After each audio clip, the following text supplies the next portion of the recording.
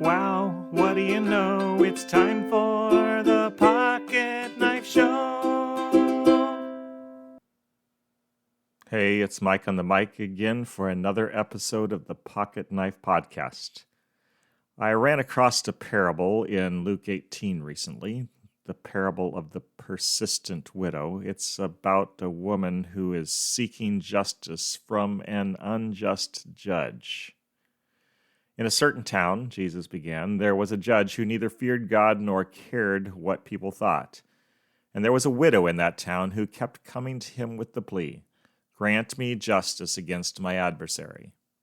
For some time, he, that's the judge, refused, but finally he said to himself, "Even though I don't fear God or care what people think, yet because this widow keeps bothering me, I will see that she gets justice, so that she won't eventually come and attack me." And the Lord said, "Listen to what the unjust judge says.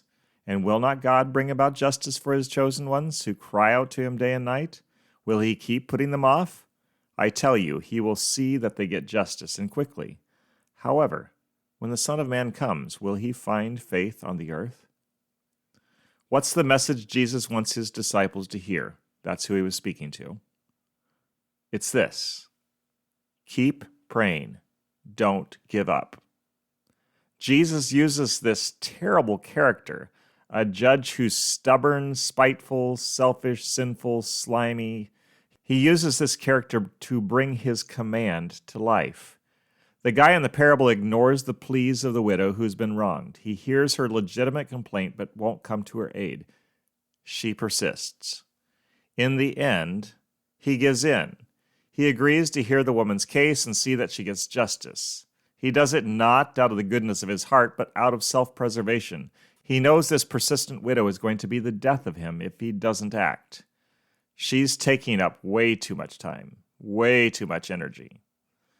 When the story's been told, Jesus says the most important thing. He assures his disciples God is less slow to respond to the cries of his people than this unjust judge is. You're not surprised that God's kinder and better than such a mean-spirited, godless man, are you? Everyone knows that God's better than that, but do you believe God is kinder and better than even the most kind-hearted, godly man or woman you know?